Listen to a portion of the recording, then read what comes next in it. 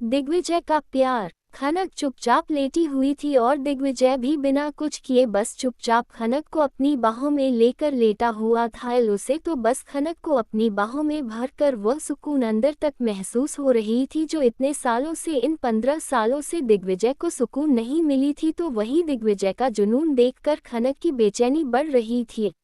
दिग्विजय ने खनक को अपने बाहों में भर रखा था और उतनी ही जोर से खनक ने चादर को अपने मिट्टी में भींच रखा था क्योंकि उसे बेचैनी हो रही थी दिग्विजय के छूने से, उसके करीब आने से। लेकिन ये चीज़ खनक को समझ नहीं आ रहा था। लेकिन अभी 2 दिनों से दिग्विजय की दीवानगी खनक के लिए प्रवान चढ़ रही थी। वह खनक को दिग्विजय से दूर कर रही थी या डरा रही थी।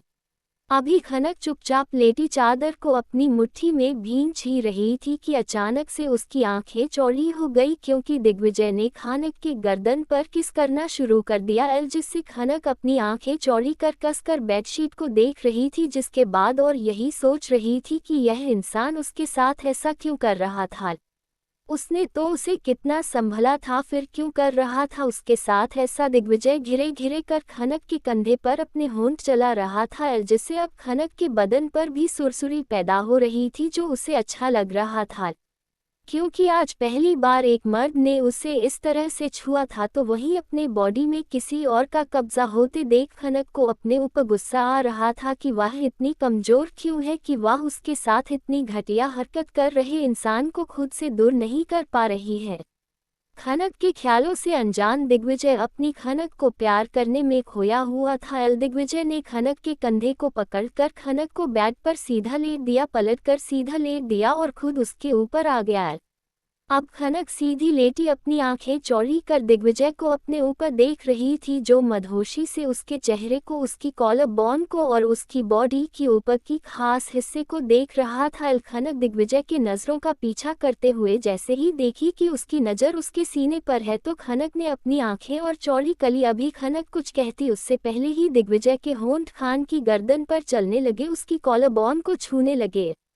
खनक दिग्विजय को रोकने के लिए उसे पीछे की ओर धकेलने लगी, लेकिन दिग्विजय का इतना लंबा चौड़ा कद काठी का वजूद ऐसे कैसे खनक जैसे मासूम नाजुक सी लड़की के धकेलने से इतनी आसानी से इतनी जल्दी पीछे हो जाता वही नहीं रहा था और खनक झुंझला रही थी। खनक जैसे कुछ बोलने के लिए अपना मुंह खोला, दिग्विजय ने अपना हाथ उठाकर उसके मुंह पर रख दिया और उसे कुछ भी बोलने से रोक दिया। खनक अपने चेहरे को इधर उधर करके दिग्विजय का हाथ अपने मुंह से हटाने की कोशिश कर रही थी और उसे अपने ऊपर से भी हटाने की कोशिश कर रही थी, लेकिन ये खनक के लिए इतना आसान भी नहीं था कि वह इतने लंबे चौड़े कद काठी के इंसान को अपनी नाजुक से बदन के ऊपर से हटा सके।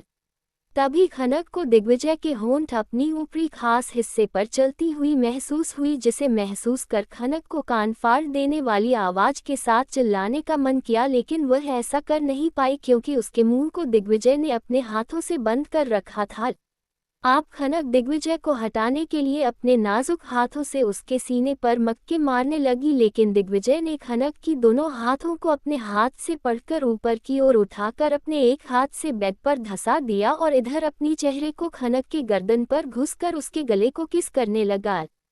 खनक को अपने बदन में एक अजीब सा कंपन महसूस हो रहा था जो दिग्विजय के छूने से हो रहा था और यह पल खान को एक पल में बहुत अच्छा लग रहा था लेकिन एक पल में बहुत गंदा भी लग रहा था। खनक दिग्विजय को खुद से दूर करना चाहती थी, लेकिन अब खनक ऐसा कर भी नहीं पा रही थी क्योंकि दिग्विजय ने उसके दोनों हाथों को पकड़कर बेड पर धंसा दिया था और ऊपर से उसके मुंह को भी अपने एक हाथ से बंद कर दिया था। दिग्विजय खनक के गले पर और उसके कॉलर बोन पर धीरे धीरे करके किस करते हुए अपने जीभ भी चल रहा था, जैसे कि अपने जीभ से छू रहा हो, उसके जिस्म को अपने अंदर उतर रहा हो।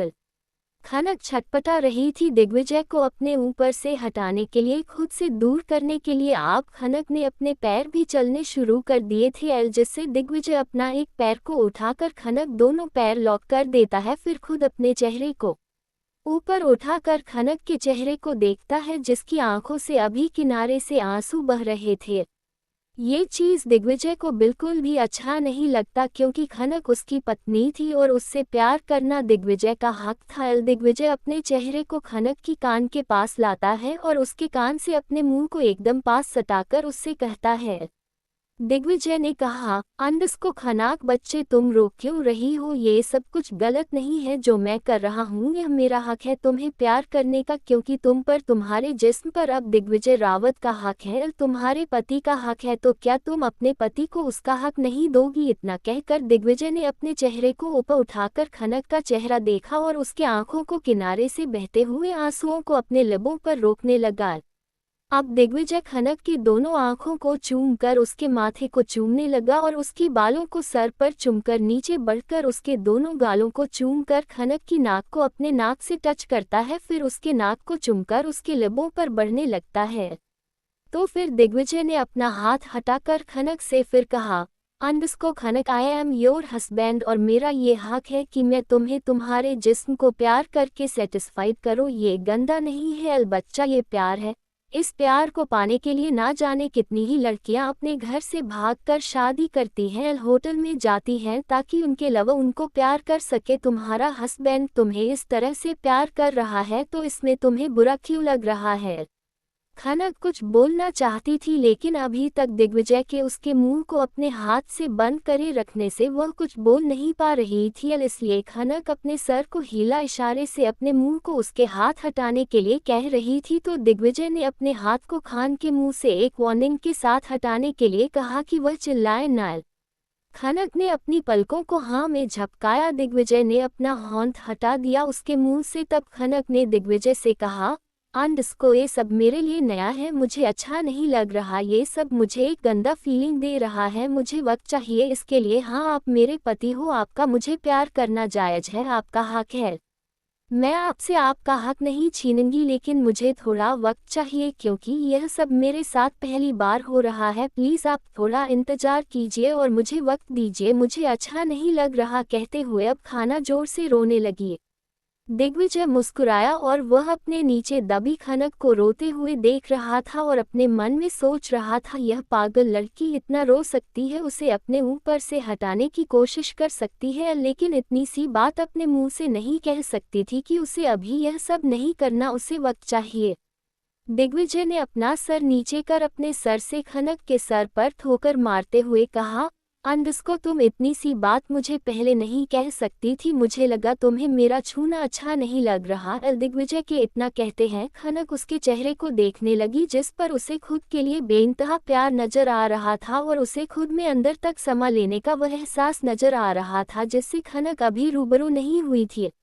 दिग्विजय खनक के ऊपर से हटकर उसके बगल में लेट गया और खनक को अपने ऊपर कर उसके पीठ को सहलाने लगा। खनक के हाथ अभी दिग्विजय के सीने पर थे और उसका सर भी अभी दिग्विजय के सीने पर था। दिग्विजय की दिल की तेज रफ्तार से धड़क रही धड़कन को खनक आसानी से सुन पा रही थी, जो अभी उसे एक सुकून का पल दे रहा था। खनक ने अपनी आंखें बंद कर ली, दिग्विजय के सीने पर सर रखे हुए।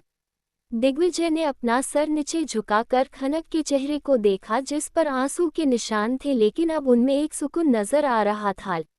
दिग्विजय ने फिर कुछ रुककर खनक से कहा, अंडस्को खनक, क्या मेरा प्यार करना सिर्फ तुम्हें गंदा लगा? तुम्हारे दिल में मुझे वापस प्यार करने के अरमान नहीं जागे?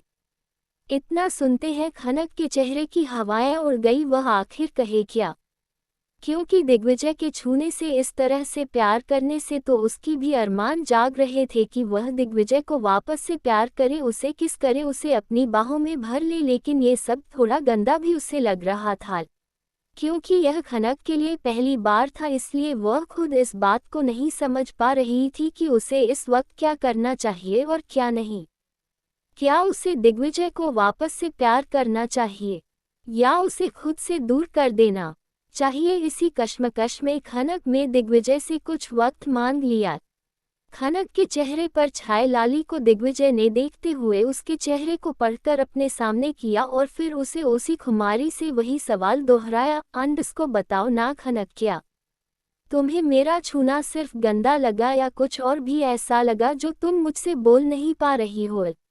अभी दिग्विजय और खनक के बीच जो उम्र का फासला था वह कहीं से भी उम्र के फासले को दर्शा नहीं रहा था, क्योंकि दोनों अभी एक दूसरे की बाहों में थे। हाँ, खनक को इस तरह से दिग्विजय का उसके करीब आना थोड़ा खराब लग भी रहा था, लेकिन अभी जब वह खुद दिग्विजय के ऊपर थी तो उसे ऐसा कुछ भी नहीं लग रहा था।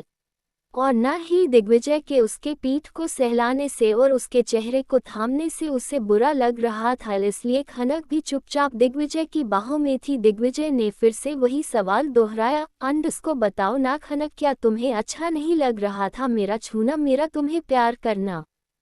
तो खनक ने अपनी नजरें झुकाकर कहा, को मेरे बदन में अजीब सी सुरसुरी पैदा हो रही थी, लग रहा था आपको बाहों में भर लूं, लेकिन ये पल मुझे थोड़ा सा अच्छा भी नहीं लग रहा था, इसलिए मैंने आपको रोककर खुद के लिए वक्त मांगा, क्योंकि मुझे वक्त चाहिए आपको समझने के लिए, आपको वह प्यार देने के लिए जो आपको चाहिए। इसलिए प्लीज़ मुझे कुछ वक्त दे दीजिए खुद को समझने के लिए कि मुझे आपको वह प्यार करना है जिसके लिए एक पति अपनी पत्नी से उम्मीद करता है। Yeah.